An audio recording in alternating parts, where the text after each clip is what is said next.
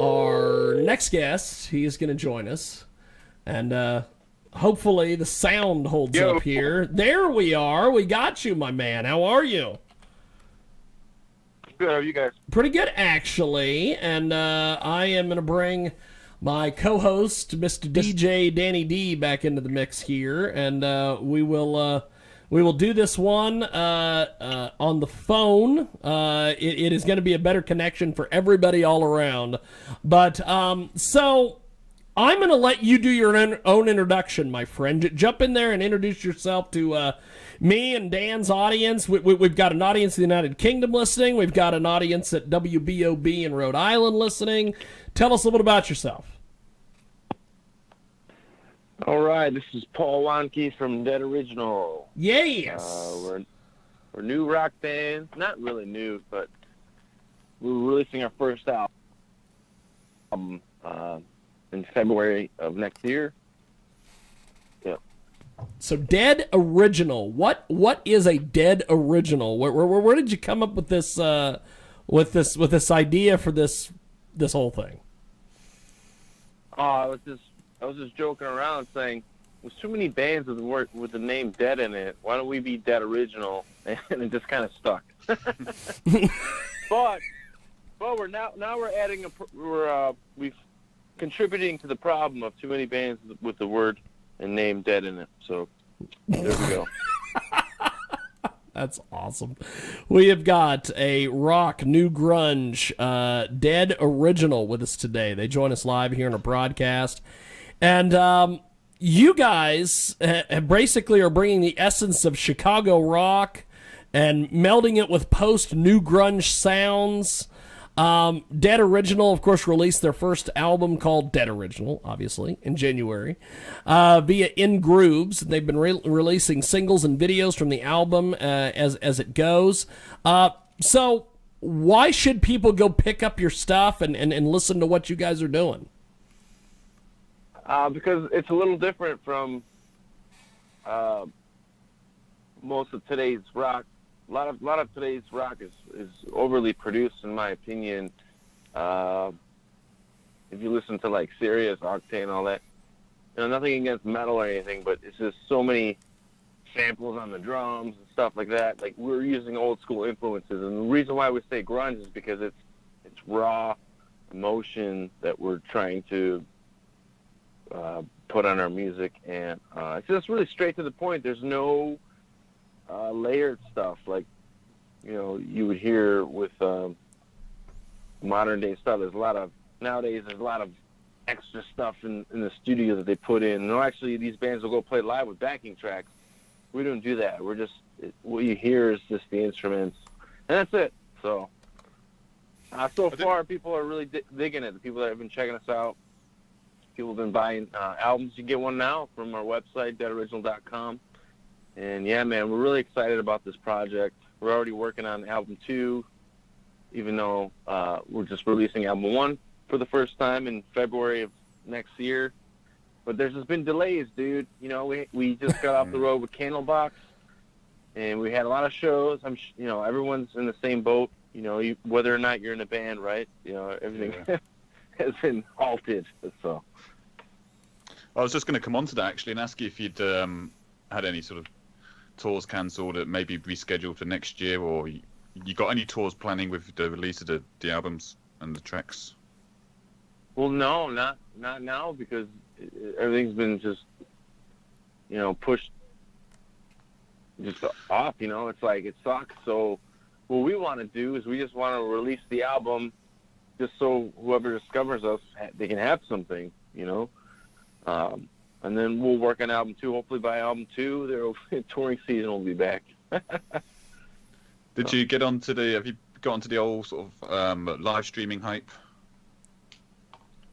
No, because we're a new band, and for me, it's been, and the guys, it's been nice to take a break from playing shows and stuff.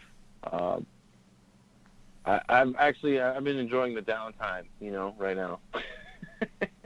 Hoping to come out of this with new skills, especially audio production. That's tremendous. We have got a just a fantastic guest with us today. Dead Original is a great group, and you guys. So tell me a little bit about what we could expect from the band once all the touring and everything gets back going again. You just mentioned that you guys came off a tour with Candlebox and everything. Yeah, that was last year. And yeah, just like, every other band, dude, we're just gonna release records and tour as much as we can. You know what I mean? That's great. So that's great. And I'm not talking bad about today's music. I'm just saying that we're a different flavor. We say grunge and rock and all that because there's just the instruments, right? So we're just that type of band. I didn't really realize people were playing backing tracks in the back of their performances with the live band. That's new information to me. No, there's tons of bands that do it. Even Nine Inch Nails does that, and I love Nine Inch Nails. Well, all these years. Megadeth plays the backing tracks. Oh. And I know I do take your point. Everything does get a bit overly produced, mixed and mastered in the studio now, and if you're not careful, it does come a bit dry, and you do lose that raw sort of sound that you get when you are performing it live without all the sort of extras, the million compressors and whatever else put through it. Yeah, I totally agree with that. And another reason, I'm really enjoying this downtime, I myself am studying audio production, and dude, it's just it's, in my opinion, this is all my opinion, dude, but I had this guy mixing one of our song Restrain that we already released, and he added auto-tune to it, and he copied and pasted my chorus vocals. So when I got this mix back, I'm like, dude, where's the emotion? What happened? And he told me he quantized, he rhythmically fixed my vocals. Now, I can understand if you do that with drums and bass, because you're trying to just make it perfect, right? Yeah. I think vocals, you can let it float and let it breathe so the motion transfers through. Yeah, you're throwing the mic and Yeah, dude, this is the standard these days. These producers, they'll just sit there and the rhythm's off in the vocal. Let me just put the auto-tune on it. So I myself, we engineered and recorded our own album. I did the mix and the whole thing. So I think with today's technology, dude, it's 2020. I think every band should be doing this. Why spend $200,000 on an album? So that is tremendous. Go ahead, Dan. Jump in there. You were going to say something. I was just going to say, you guys are from Chicago, right? Is that correct? Yeah. Is there what sort of venues are good out there? Which I should keep my eye out for if I'm ever in Chicago. I'll go up Metro, Chuba's, the Bottom Lounge, the Forge in Joliet is a nice one. That's a south suburb. Yeah. There's a lot of great venues out here, man. If you ever come through, just hit me up, dude. Oh yeah, thank you. I will. I've always fancied a trip to Chicago, actually. The Windy City, isn't it? Is that what they call it? Is that right? Yeah, because when politics. Oh, right. Yeah, there's more potholes here than there are in New York, man. It's crazy. One of the things there's two things about Chicago. One, I may be in Chicago in April if they do this convention that we are going to go to. So I may be there in April. And two, I am always hearing about all the problems with the potholes when I listen to Man-Cow, who is in Chicago. He complains about the potholes constantly. So. Yeah, dude, it sucks. It's Illinois is the highest tax, one of the highest taxed states in the U.S. Wow. And it's where's all the money going to? That original, we played shows in New York. We did a 3 or 4 dates, and it was the smoothest roads we've ever driven on. That's awesome. I was like, damn, Chicago sucks. So, It's crazy. Dead Original, Let It Burn. We are going to play that as soon as we wrap up here with you, my friend. So, talk to me about some of the other members that are in the band.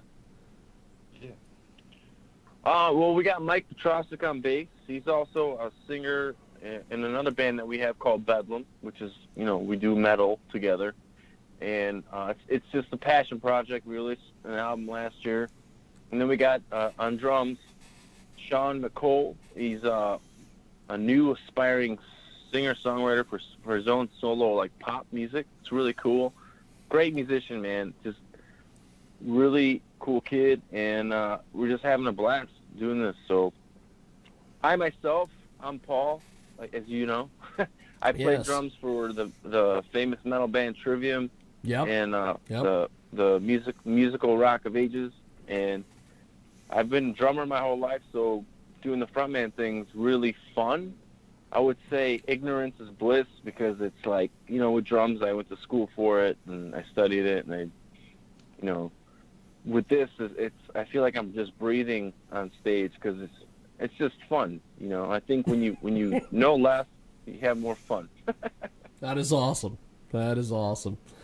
Well, we are going to play Let It Burn here in just a few. We're going to play the music video for our viewers on KJAGradio.com.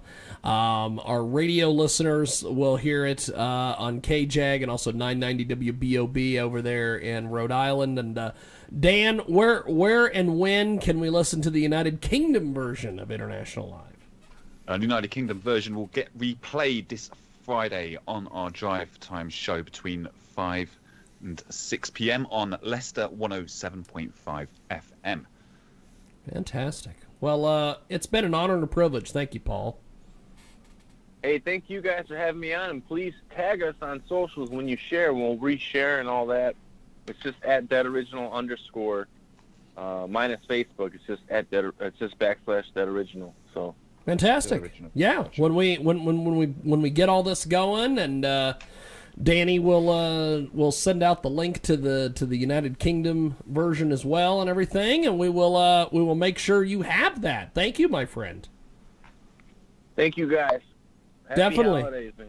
Definitely. Happy Well, holidays. we are going to play this track, and when we come back, we'll have more with DJ Danny D and more on the other side here on International Live, coast to coast and boda to boda, nation to nation. It's Dead Original.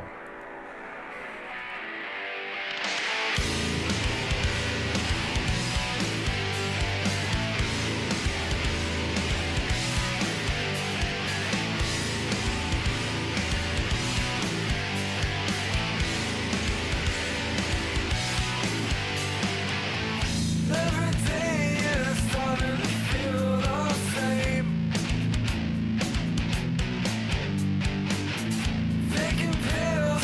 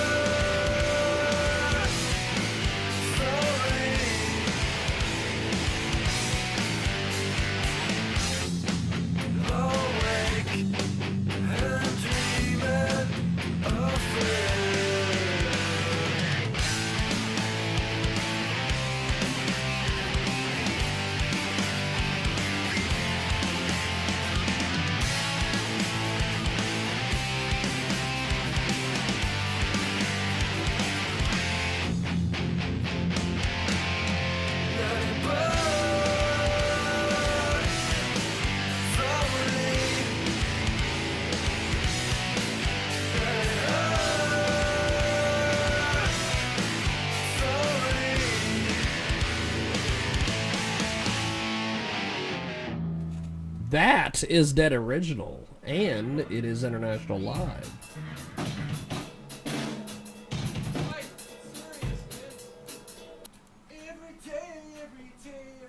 And apparently they have outtakes on their website, so go check that out. Dead Original.